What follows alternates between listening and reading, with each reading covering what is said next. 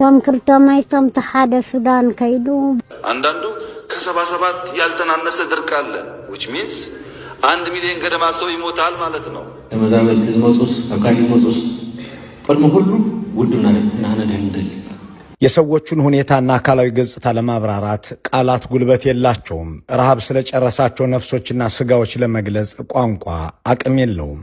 የገዢዎችም ጭካኔ እንዲሁ ያለ ነው። የአብይ አህመድ ጭካኔና የህወሓቶች አላዋቂነት ተዳምሮ በዚህ በ21ኛው ክፍለ ዘመን በረሃብ የሚሞትን ህዝብ ቁጥር እያስቀጠለው ነው። በኢትዮጵያም ውስጥ ከ77 ወዲህ ለመጀመሪያ ጊዜ የሰው ልጅ ይጎርሰው ይቀምሰው ቸግሮት በረሃብ የረገፈው አንድ አብይ አህመድ የተባሉ ሰው መሪ በሆኑ ጊዜ ነው ብሎ ታሪክ መመዝገቡን ቀጥሏል። በ1977 ዓ.ም የነበረው ህወሓት የተራቡ ሰዎችን ህይወት ለማትረፍ ሌሊትና ቀን መንገድ ሰርቶ በድርቅ የተጠቃን ህዝብ ወደ ሱዳን ያስወጣ ነበር።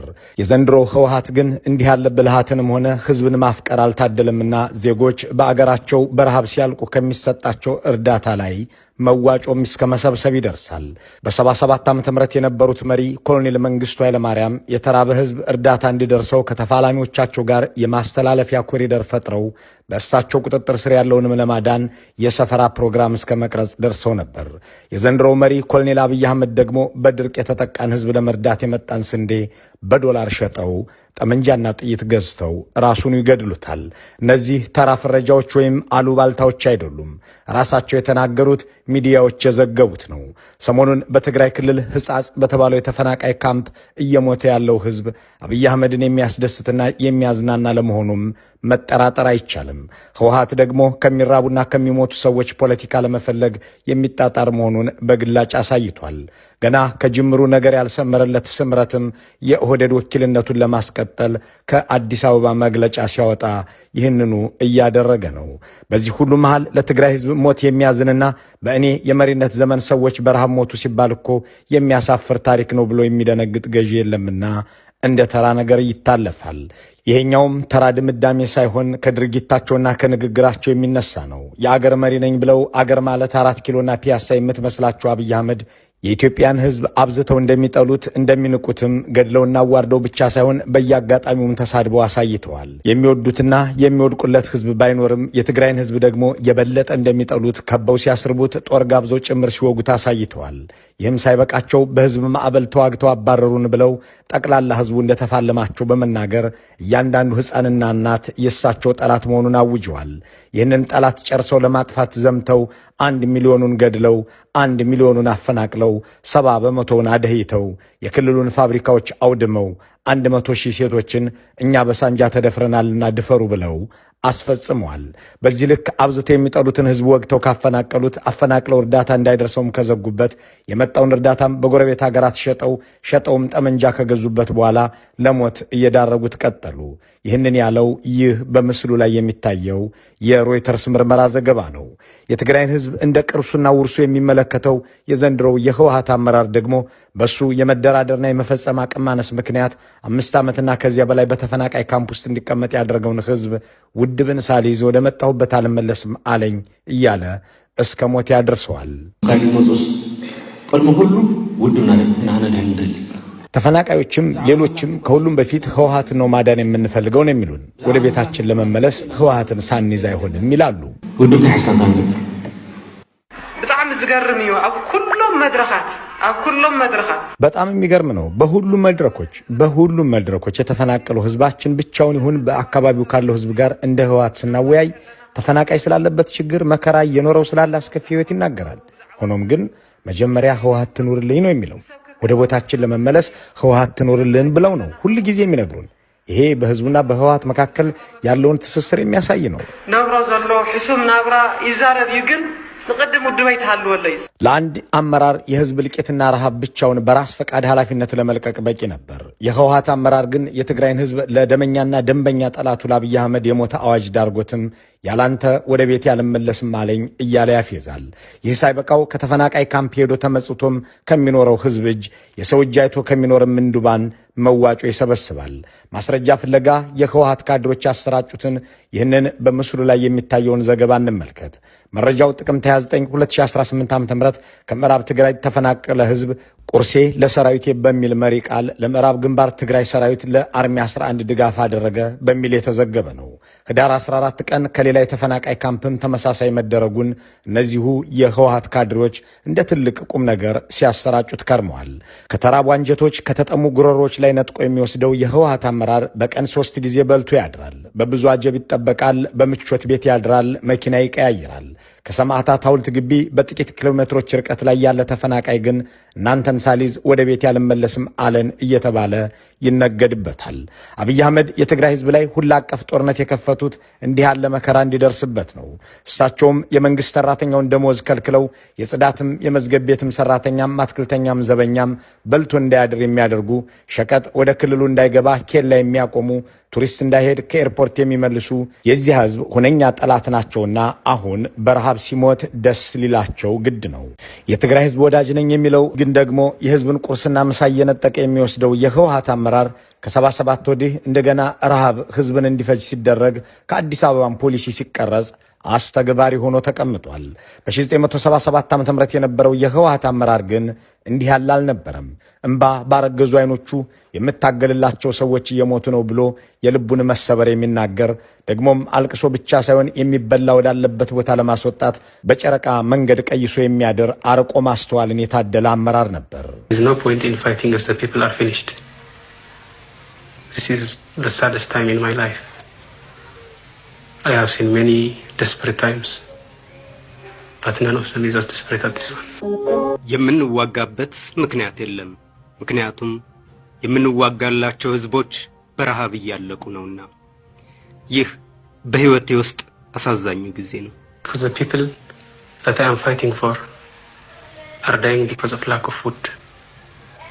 They are hardworking. But because of lack of እኔም የምዋጋላቸው ህዝቦች እኮ በረሃብ እያለቁ ነው። እነኚህ ህዝቦች ጠንካሮች ናቸው። ድጋፍ ማጣትና የዘመናዊ የግብርና ዘዴ ተጠቃሚ አለመሆን የረሃብ ሰለባ አድርጓቸዋል። support because of lack of scientific agricultural practices. የ77 ዓመተ ምህረቱ ህወሓት በዚህ መልኩ በተከፋ እንደበት ተናግሮ የሚቆም አልነበረም። ሻቢያ ከድርቅና ተፈጥሮ ጋር ተባብሮ የትግራይ ህዝብ በረሃብ ያልቃል እንጂ ከህወሓት ነፃ ግዛት ወጥቶ ወደ ሱዳን አይሄድም ብሎ መንገድ ሲዘጋ ሌሊት መንገድ ሰርቶ ከአገርም አስወጥቶ የብዙዎችን ነፍስ አድኗል። ክፉ ቀን አልፎም ሰው ወደ ቀየው ተመልሷል። እንዲህ ያለውን የአመራር ችሎታ ያልታደለው የዘንድሮ ህወሓት በአንድ በኩል ሻቢያን የሚያስንቅ ጭካኔን መተግበር የሚችሉበት አብይ አህመድና ብልጽግናዎች በጋራ ሆነው ያንን የ77ቱን መቅሰፍት እየደገሙት ነው። ጠቅላይ ሚኒስትሩ ሰውን በረሃብ እንዳልቅ የሚያደርግ ፖሊሲ የተገበሩትና ከዚያ ከ77 ወዲህ የሰው ልጅ በኢትዮጵያ ውስጥ በምግብ ችግር እንዲሞት ያደረጉት በትግራይ ብቻ ግን አይደለም። በባሌም፣ በጎንደርም፣ በወሎም፣ በዋግ ኽምራም፣ በጌዶም ነው። የጌዶ ተፈናቃዮች በረሃብ ሞቱ የሚል ጥያቄ የተነሳላቸው አብይ አህመድ ቢራቡ ኖሮማ ፌስቡክ ላይ ይለጥፉ ነበር በማለት ነበር በሟቾች ላይ የተሳለቁት። ረሃብ ነበር፣ ረሃብ ተደበቀ፣ በርካታ ሰዎች እንደዚህ ሆኑ የሚል ጉዳይ ተነስቷል።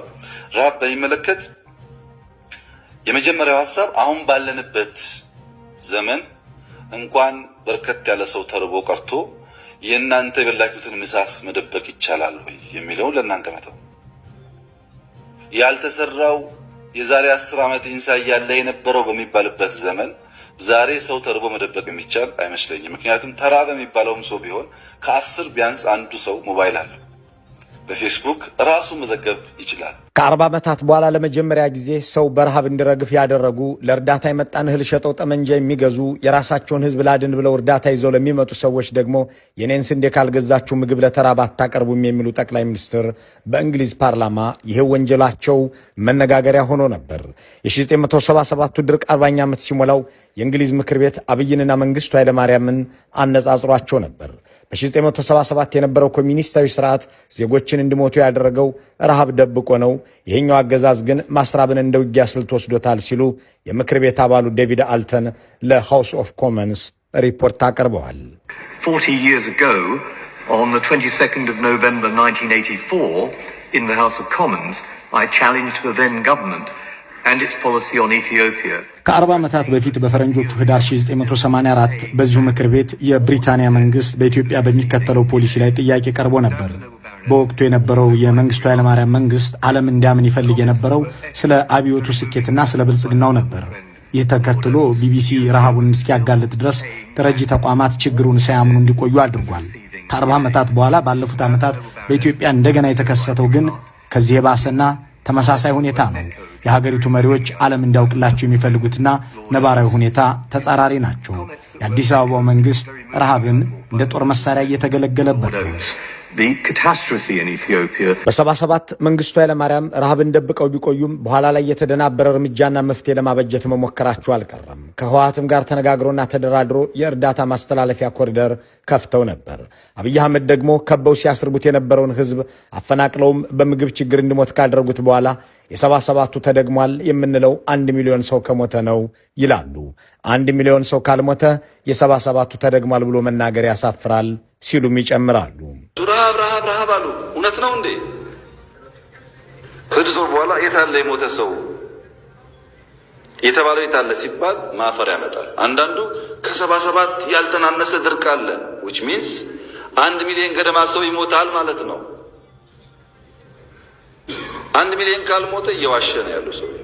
በ21ኛው ክፍለ ዘመን የሰው ልጅ አሳክቶታል ከሚባልለት ቁም ነገሮች ውስጥ በረሃብ በምግብ እጦት በጠን የሚሞትን ሰው ለመቀነስ ሲባል የተትረፈረፈ ምርት ማምረት የሚለው ይጠቀሳል። በእርግጥም ዓለም በምግብ እጥረት የሚሞትን የሰው ልጅ ቁጥር እንደዚህኛው ክፍለ ዘመን እንዲያሽቆለቁል ያደረገበት ጊዜ የለውም። ብዙ አምርቶ ምርትንም በፍጥነት አዳርሶ ረሃብን የሚያስታግስበትንና ሕይወት የሚታደግበትን ስልትና ስርዓት አበጅቷል። ዛሬም ግን ምግብ አጥተው በየቀኑ ሰዎች ከሚረግፉባቸው ጥቂት ሀገራት መካከል ኢትዮጵያ ከመጀመሪያዎቹ ተርታ የተመደበች ሆናለች። ሕጻጽ የኢትዮጵያ ሕጸጽ ሳይሆን የአገር መልክ ነው። በትክክልም ኢትዮጵያ የምትመስለው እነዚህን ሟቾች ነው። ከ77 በኋላ የሰው ልጅ ረሃብ የገደለው በአብይ አህመድ ዘመን ነው። አብይ ይህንን ህዝብ አስርበው የገደሉት ደግሞ ቤተ መንግሥት እየሰሩ ነቅለው እያፈናቀሉ የእርሻ መሬቱን ለታጣቂዎች እየሰጡ ነው። ረሃብ ለአብይ አህመድ እንደ ድሮንም እንደ ዲሞፍተርም የሚያገለግል የውጊያ መሳሪያ እንደሆነ የተባበሩት መንግስታት የጸጥታው ምክር ቤት ደጋግሞ መክሮበታል። ከ15 ጊዜ በላይ የዓለም ሚዲያ እያከታተለ ዘግቦታል። ኢትዮጵያውያንን ለመግደል ልክ እንደ ድሮንና መድፍ፣ ታንክና ጀት ረሃብም አገልግሏል ተብሎ የተተነገረው እንዲሁ በጠቅላይ ሚኒስትር አብይ ትዕዛዝና ዘመን ነው። ህዝብን የማስራብ ሐሳብ፣ ረሃብን እንደ ጦር መሳሪያ መገልገል በ21ኛው ክፍለ ዘመን እንደ ጦር ወንጀል የሚያስቆጥር ብቻ ሳይሆን ጥልቅ ህመምንም የሚያጭር ነው። ይህ ጨካኝ ፍርድ ነው። ያለንበት ሁኔታ በእውነት አሳዛኝ ነው። የተባበሩት መንግስታት የጸጥታው ምክር ቤት ከዓመታት በፊት ረሃብን እንደ ጦር መሳሪያ መገልገል የጦር ወንጀል ነው ብሎ ደንግጓል። አሁን የተባበሩት መንግስታት አንዳች እርምጃ ለመውሰድ አልፈቀደም። ምክር ቤቱ ላወጣው ድንጋጌ ተገዝቶ ይህን ለማስቆም አለመስራቱ ዓለም አቀፍ ማህበረሰቡን ትዝብት ውስጥ የሚጥል ነው።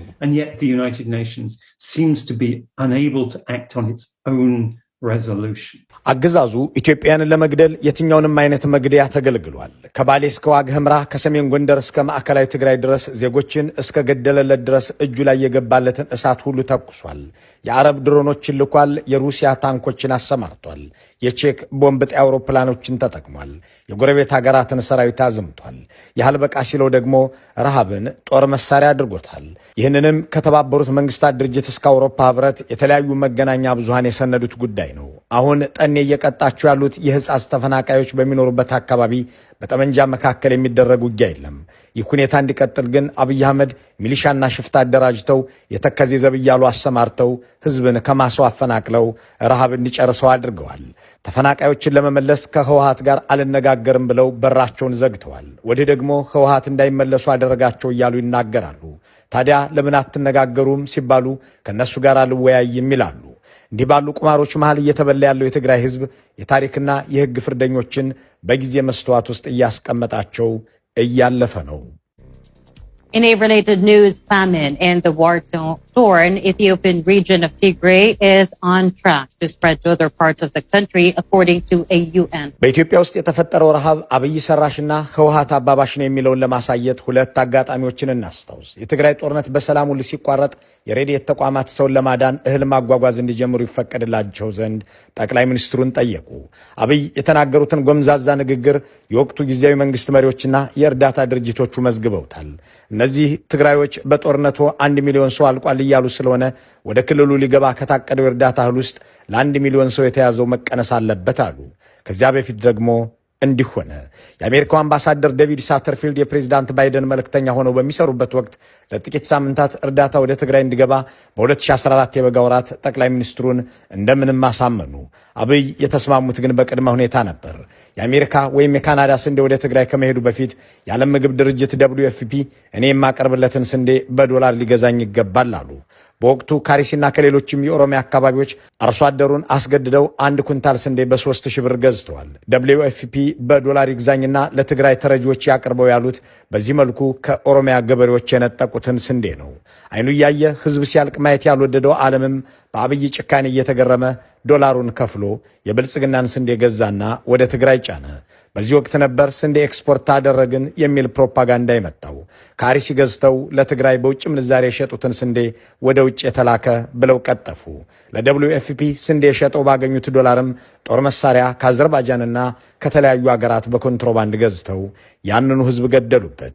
ኢትዮጵያውያን ማምረት ችለው ራሳቸውን መመገብ እንደሚችሉ አሳይተዋል። በ1970ዎቹ በኦክስፎርድ መዝገበ ቃል ረሃብ ከሚለው ቃል ቀጥሎ ኢትዮጵያን እንደ ምሳሌ ያስቀመጠው ትርጓሜ የተነሳው ዜጎች ሰርተው ረሃብን ማሸነፍ በመቻላቸው ብቻ ሳይሆን አምርተው ህይወታቸውን ሲያሻሽሉ ስለታዩም ነው። ብልጽግና ወደ ስልጣን እስኪመጣ ድረስ በኢትዮጵያ ውስጥ ከ1977 በኋላ ሰው በምግብ ችግር የሞተበት ሪከርድ የለም። በአገሪቱ ውስጥ ከድህነት ወለል በታች የሚገኙ ዜጎችን ቁጥር ከ45 በመቶ ወደ 22 በመቶ በእጥፍ አሽቆልቁሎ ነበር። ዘንድሮ UNDP ያወጣው ሪፖርት ደግሞ ከአጠቃላይ የአገሪቱ ህዝብ 72 በመቶ ወይም 86 ሚሊዮን የሚሆነው በሁሉም የድህነት መመዘኛዎች ያለቀለት ድሃ ሆኗል ይልና ይህም ከዓለም አንደኛ ነው የሚል ነው። ወዲህ ደግሞ ይህ ሁሉ ድህነት ተደራርቦ ጦርነትና ማፈናቀልም አጅቦት እንዲሁ ሰዎች በረሃብና በምግብ ችግር እየሞቱ ነው። መልካሙን ሁሉ በመመኘት በዚሁ እንሰናበታለን።